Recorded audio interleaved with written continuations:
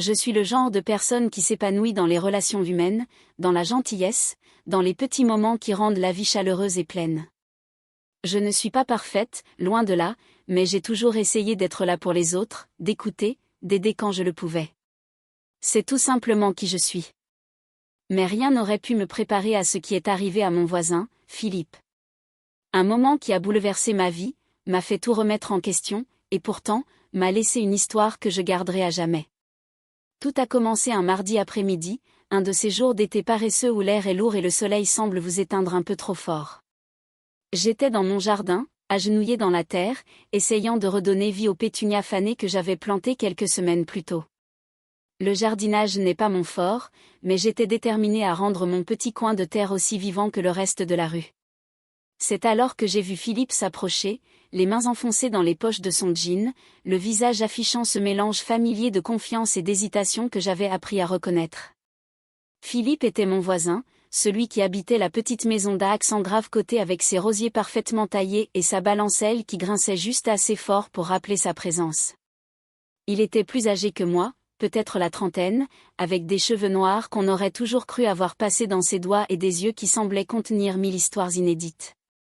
Il était discret, amical, le genre de personne qui propose de porter vos courses ou de réparer un portail qui grince sans qu'on le lui demande.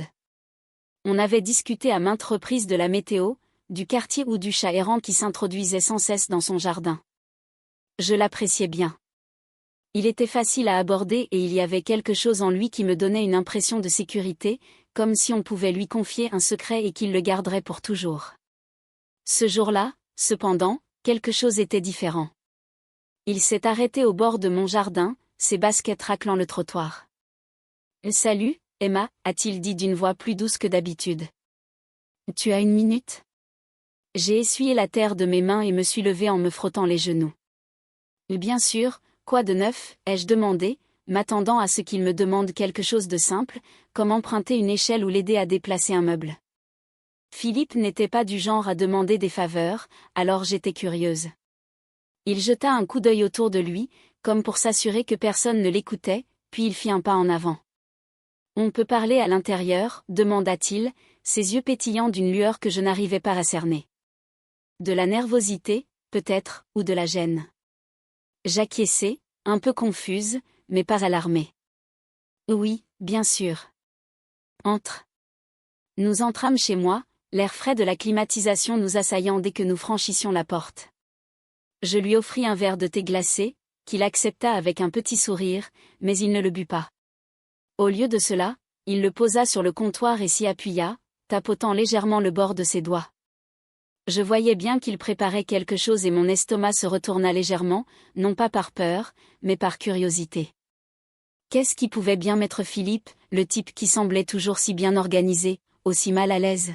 « Emma » commença-t-il, puis s'interrompit, se passant la main dans les cheveux. « Ça va paraître bizarre, et il faut que tu m'écoutes avant de dire quoi que ce soit. »« D'accord » acquiesçai-je, le cœur battant la chamade. « D'accord » dis-je d'une voix posée. « Qu'est-ce qui se passe ?» Il prit une grande inspiration, puis les mots sortirent d'un coup, comme s'il les avait retenus trop longtemps. « J'ai besoin de ton aide pour quelque chose. Quelque chose de personnel. J'ai besoin d'une touche féminine et je ne sais pas à qui d'autre m'adresser. Je te fais confiance, Emma. Je sais que nous ne sommes que voisins, mais tu es gentille et tu es toi-même. J'ai besoin que tu m'aides pour quelque chose d'intime. » Je me figeai. Mon esprit s'emballa, essayant de comprendre ce qu'il disait, une touche féminine, intime. Mon premier réflexe fut de rire, pensant que c'était peut-être une blague, mais son expression m'indiqua qu'il était on ne peut plus sérieux. Ses joues étaient rouges et ses yeux, rivés sur les miens, me suppliaient de comprendre. « Philippe, qu'est-ce que tu me demandes exactement ?» dit lentement d'une voix à peine plus forte qu'un murmure. Il déglutit difficilement, puis il m'expliqua. Il me raconta comment il avait été seul pendant longtemps, comment sa dernière relation s'était terminée des années auparavant et comment il se débattait avec quelque chose qu'il ne parvenait pas à exprimer avec des mots. Il ne demandait pas une relation, ni rien de permanent, il était clair là-dessus. Il avait juste besoin de quelqu'un à qui se confier, de quelqu'un avec qui partager un moment, de quelqu'un qui le fasse revivre.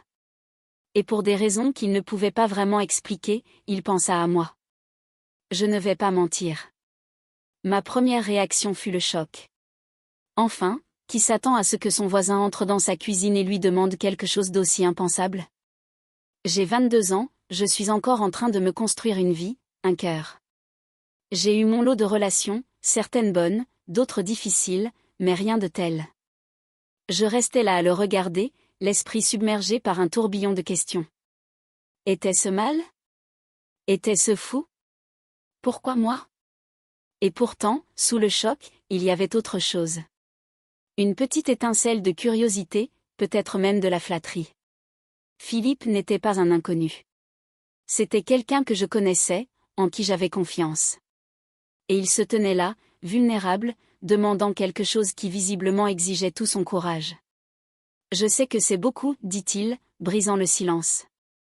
Et je comprendrai si tu refuses.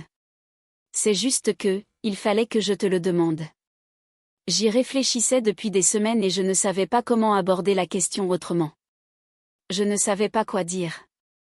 Une partie de moi avait envie d'en rire, de lui dire qu'il avait perdu la boule et de le renvoyer à ses rosiers parfaitement taillés.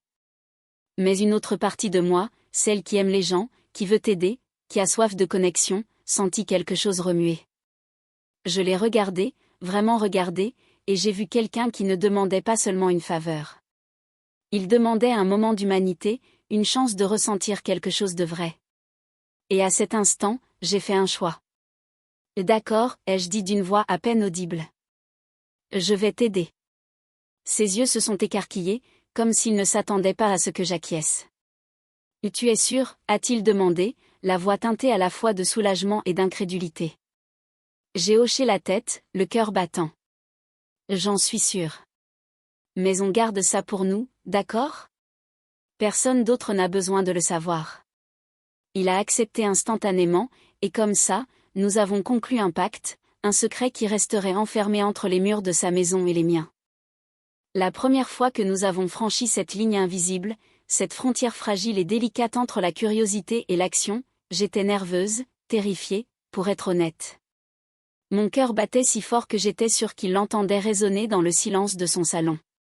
Tout dans cet instant semblait amplifié, la lumière dorée du soleil de fin d'après-midi se déversant paresseusement à travers les rideaux vaporeux, le doux bourdonnement d'un climatiseur en fond sonore, le léger parfum de cèdre qui flottait dans l'air comme un murmure.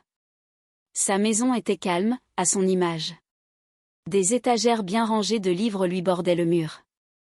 Un tourne-disque vintage trônait dans un coin, sur la table basse, une tasse en céramique était posée à côté d'un roman, comme si rien d'inhabituel n'était sur le point de se produire. Mais tout semblait inhabituel. Je restais plantée là, figée sur place, les mains légèrement tremblantes, le souffle court. Une partie de moi voulait fuir, échapper à l'inconnu avant qu'il ne m'engloutisse. L'autre partie, curieuse, affamée et silencieusement pleine d'espoir, voulait rester. Philippe ne me bousculait pas. Il ne me parlait pas par énigme et ne faisait pas semblant de savoir ce que je voulais mieux que moi. Au lieu de cela, il était assis à côté de moi, calme et patient, comme quelqu'un qui attend qu'un oiseau se pose sur sa paume. On n'est pas obligé de faire ce que tu ne veux pas, dit-il doucement, son regard fixé sur le mien avec une fermeté qui me calma. Ça ne marche que si ça te semble juste. Et d'une certaine manière, c'était le cas. Nous avancions lentement, presque avec révérence, comme deux personnes essayant de lire une carte dans une langue qu'aucun de nous ne comprenait vraiment. Il n'y avait pas de séduction grandiose, pas de passion digne d'un film, juste la simplicité d'être vu, la vulnérabilité de laisser quelqu'un d'aussi proche.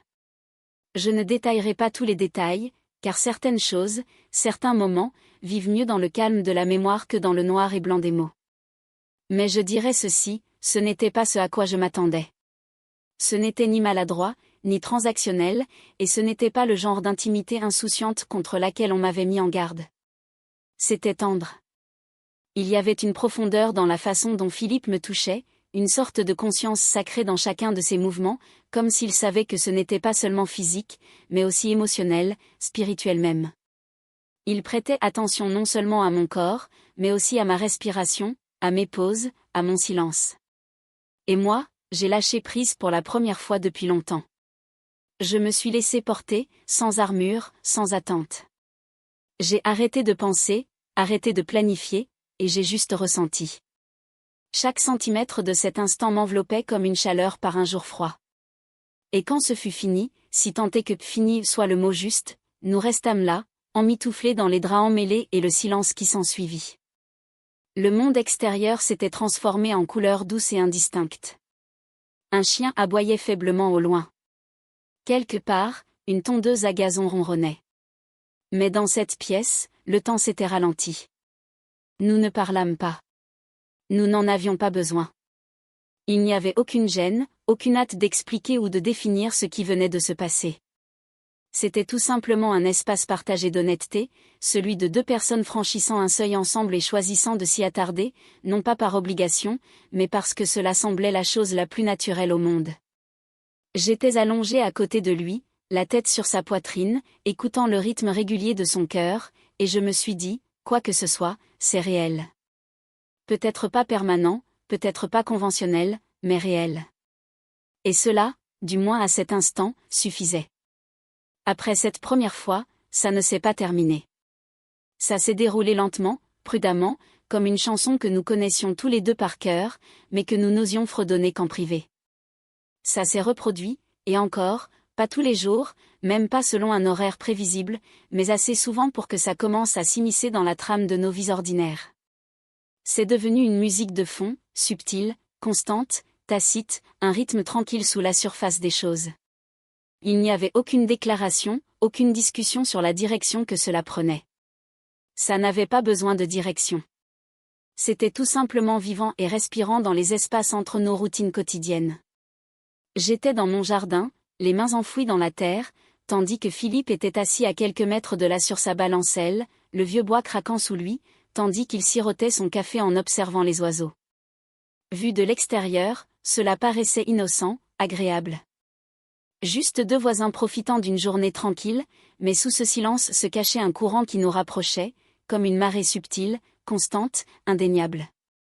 Nous étions prudents, toujours prudents. Pas de regard furtif qui s'attardait trop longtemps en présence d'autres personnes, pas de SMS mal interprétés, pas d'appel nocturne qui aurait pu susciter des questions. En apparence, nous n'étions que de sympathiques voisins qui échangeaient des plaisanteries sur la météo, qui nous saluaient de la main et nous faisaient signe de la tête en passant. Mais derrière des portes closes, dans l'intimité de pièces faiblement éclairées et de rires chuchotés, nous étions tout autre chose. Ce n'était plus seulement une question de physique, plus vraiment. C'était la façon dont il remarquait ma coiffure différente, la façon dont je me surprenais à sourire en entendant le bruit familier de ses pas sur mon perron. C'était cette compréhension silencieuse entre nous, le réconfort de savoir que quelqu'un vous voyait, pas seulement la version que vous montriez au monde, mais la vraie vous, celle que vous n'aviez pas mise en scène, ce que nous vivions en marge, dans les silences entre les mots. C'était un secret, certes, mais cela ne semblait pas être un fardeau. C'était comme un sanctuaire, un lieu privé où les règles ne s'appliquaient pas, où les attentes s'évanouissaient et où seule subsistait la connexion brute, délicate et étonnamment profonde. Personne ne le savait, ni nos amis, ni nos familles, pas même le voisin curieux d'en face qui semblait toujours nous observer. C'était à nous, entièrement à nous. Et dans un monde qui semblait souvent trop bruyant, trop rapide, trop exigeant, ce petit bout d'intimité cachée semblait une chose rare et précieuse. Un souffle de silence dans le bruit. Un secret à garder. Je mentirais si je disais que je n'ai pas réfléchi à ce que tout cela signifiait. J'ai 22 ans et je sais que le monde me jugerait, nous jugerait, s'il le savait. On dirait que c'est mal, scandaleux, voire imprudent. Mais pour moi, ce n'était rien de tout cela. C'était comme aider quelqu'un qui comptait pour moi, comme donner un peu de moi-même pour rendre le monde d'autrui un peu plus lumineux. Et en retour, j'ai trouvé quelque chose d'inattendu, un sentiment de liberté, de connexion, d'être désiré comme je ne l'avais jamais ressenti auparavant. Philippe était bon pour moi, pas seulement dans ces moments-là, mais aussi dans la façon dont il me traitait ensuite. Il prenait de mes nouvelles, non pas par de grands gestes, mais par de discrètes gentillesses, une tasse de café déposée sur mon perron, un livre qu'il pensait que j'aimerais, un sourire qui en disait long sur les mots.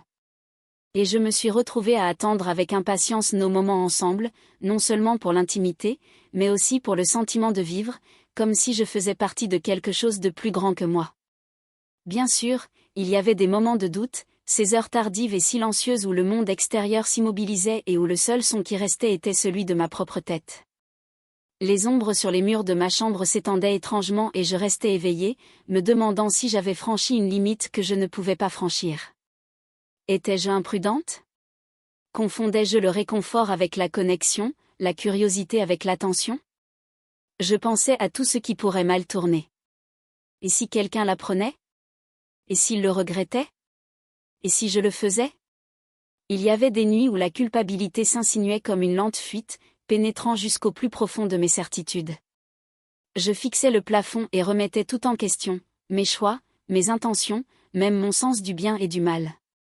Je n'avais pas été élevée pour faire ce genre de choses. Je n'avais pas été élevée pour vivre des moments de calme et de vol avec un homme 2 fois plus âgé que moi et 2 fois plus réservé.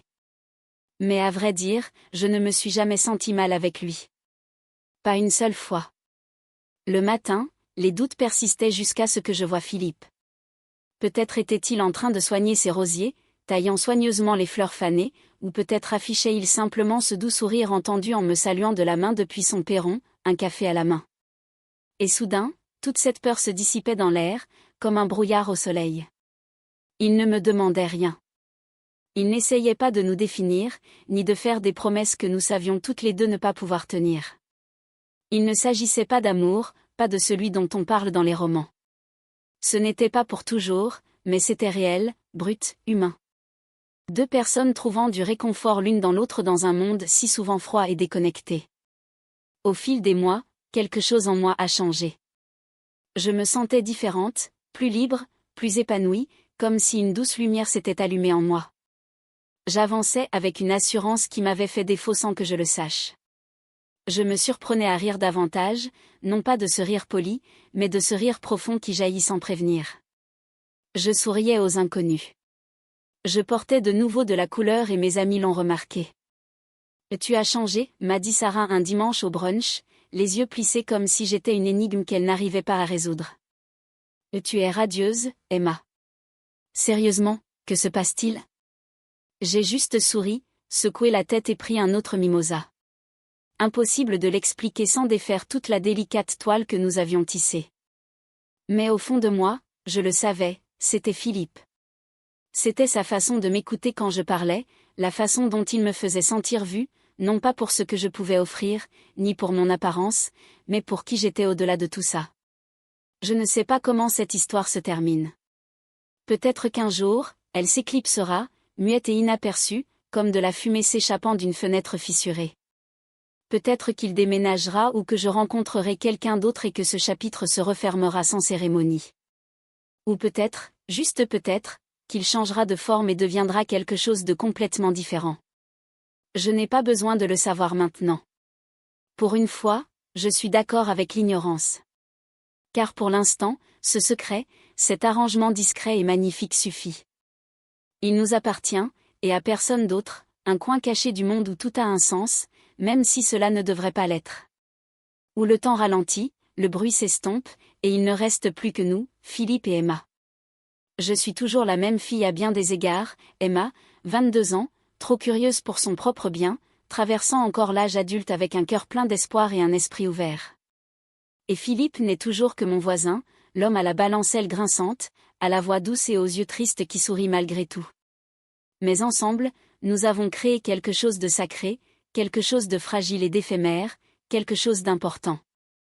Et pour l'instant, c'est largement suffisant.